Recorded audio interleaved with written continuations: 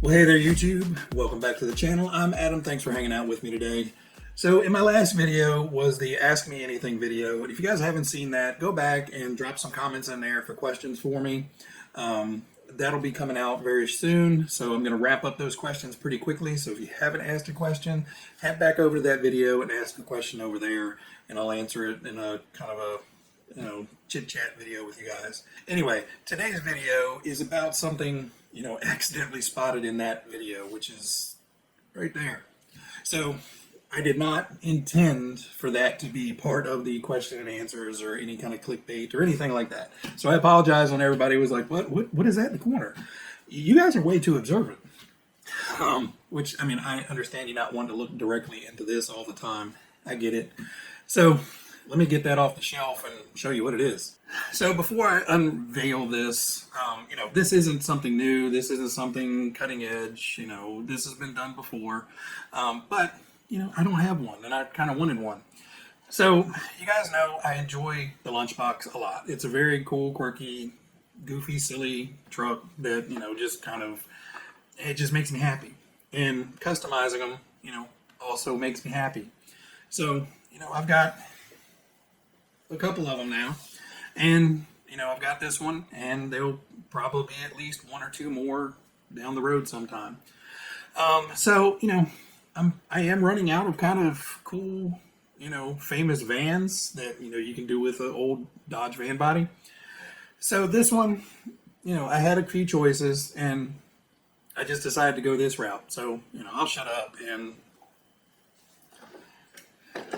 so you're going to have a little age on you for this one. So I'm sure about 2/3 of everybody out there is going, oh, I know that van. And there's at least a third of you out there going, what the hell is that?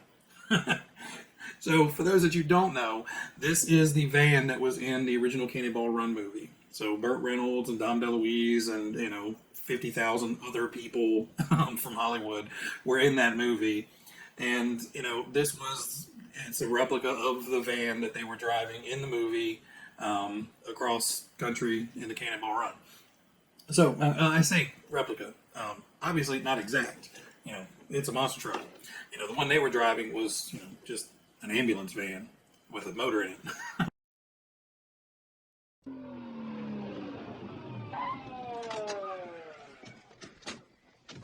Hi guys, what's up?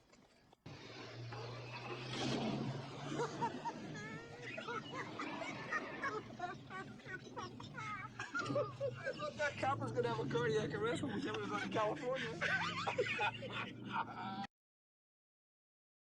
So some of it is custom by me, and some of it is the decals you can buy yourself. So the paintwork is all by me, and the windows here are actually painted on. So basically what happened was I got the kit built, easy part done. Kit build was 2 hours at best. I put the Black Edition wheels on it because in the movie the van started out with hubcaps and then slowly lost them as they drove. So we just went with the black wheels on this, and I added the lights on the top because the van actually had a front set of lights and a rear set of lights. But since the Lunchbox only has the front windows, I had to get creative and actually painted the windows on. So what I did first is I painted the entire top section of the van all the way around, front and back and sides, with the gunmetal gray. The TS, I don't remember number, I'll put it down here. So we painted that, and then I custom made some vinyl masks on the vinyl cutter and just sized them out so they would be the appropriate size for the windows to allow for the sticker size to work, because the white part of it is actually decals from MCI. So the gunmetal was on, I put the mask on, then we sprayed everything white to get the body back to a white state, plus, down here needed to be white. Once that was dry, masked off the white section, painted all the orange on, and then peeled the masks off, put the chrome around the windshield and the side, did all the body paint, and then started throwing decals on it. So the stripes on the side of the windows are decals. Everything else on here is pretty much all decals from MCI. So there you go. so I get some better pictures of it up close. So since we had the top lights on it, I figured go ahead and throw in some headlights. So they're pretty bright. So those LEDs are driven straight off of the receiver. So as soon as the receiver gets power, those headlights come on. So the headlights are going to be on all the time. Now the roof lights, I didn't necessarily want those on all the time, so I actually have those on a switched, a remote switch, and we actually have the top lights that I can turn on and off from the radio. Because, you know, I may not always want those on when I'm running it around, you know, maybe a little bit obnoxious. But I don't know. I just figured putting those on a switch and the headlights always being on were kind of the best way to go. So, you know, it kind of cycles through all the different modes of it. So it's not all, you know, the same blink all the time. And it just makes it look cool because sometimes they're alternating and all that stuff. It's pretty neat. But yeah, they're bright and very, very blinky. So put those on the switch. And again, headlights are always on. And, you know, it's everything else down here is completely stopped. So we'll take it out. We'll get some good pictures of it, and then we'll run it around really quickly. You know, just kind of bouncing around in the grass. You know, this isn't going to hit the track. This has way too much time and effort into the paint job to go out there and scratch up. That's kind of why we've got that one now, to where we can go out there and take that around and beat it up in videos. So this one's just going to wrap up with a bunch of still pictures and some little bit of running video. Hope you guys enjoy it. You know, I know it's not original. There's probably been dozens or if not hundreds of these made in the past, but I haven't. So, you know, this one is now mine. I do have a couple more, definitely one more, and I'm sure you guys can guess which one that is. But definitely one more I want to get done, probably be over the winter time. And then I actually have a couple ideas for a few other ones that are just kind of custom one-off, you know, out of my head designs. And, you know, I may just do bodies for those. You know, I don't really need to have another, you know, 7 lunch boxes up here. But, you know, I kind of have a hard time of just putting the bodies out on display. It looks better sitting on the whole truck.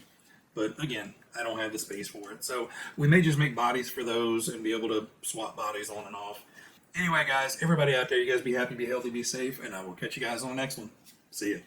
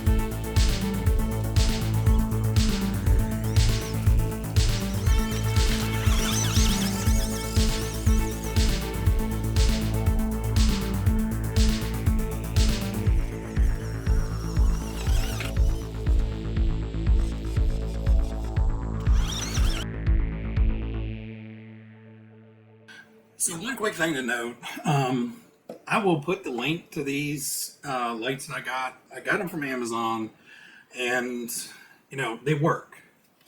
Work well, to be determined. For some reason, with both lights on that electronic switch, for some reason they keep wanting to cut out. Either one will freeze, or you know, one will stop working, and I'll have to cycle through it. So I can't honestly say yet if it's the switch or if it's actually the light bars themselves.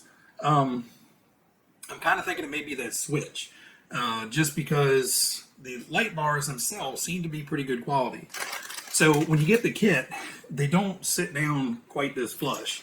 You actually have a small plate that it's attached to, and there's also some about, I don't know, 7-8 millimeter risers in it. So you actually get 2 risers and a plate for each. Now the plate is perfect if you're putting it on something like Lexan. You know, you can mount that plate underneath the Lexan and then mount the light bar above it, and it give it a whole lot more rigid mounting solution than just a couple of screws coming up through the Lexan. The way this is mounted, the big studs coming out of this light bar, which you can actually change out for different lengths if you need to. But basically I just marked out and drilled the holes for the studs to go down through the body, and a small hole for the wiring to go through. Now I was lucky enough I could get the whole plug through.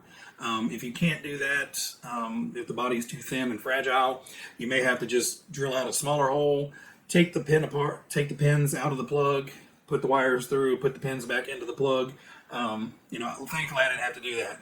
Now I did put in some black rubber O-rings, just some spare Tamiya O-rings I had on hand between the light bar and the roof, just so it has a tiny bit of movement in it, to where when this thing does roll over and it bumps something, you know, it's not directly on those pins. You know, there is a tiny little bit of movement, so there's a little bit of flex in it.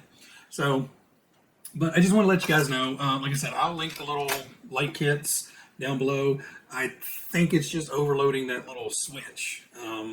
I'm not sure, but you know, buy those at your own risk. They do look good. They do work good when they're working. It just, for some reason, while we were out running it, there is a random cutout. So I just wanted to step back in and tell you about that real quick.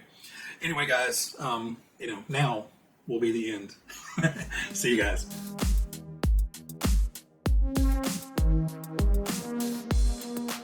Let me get prepared.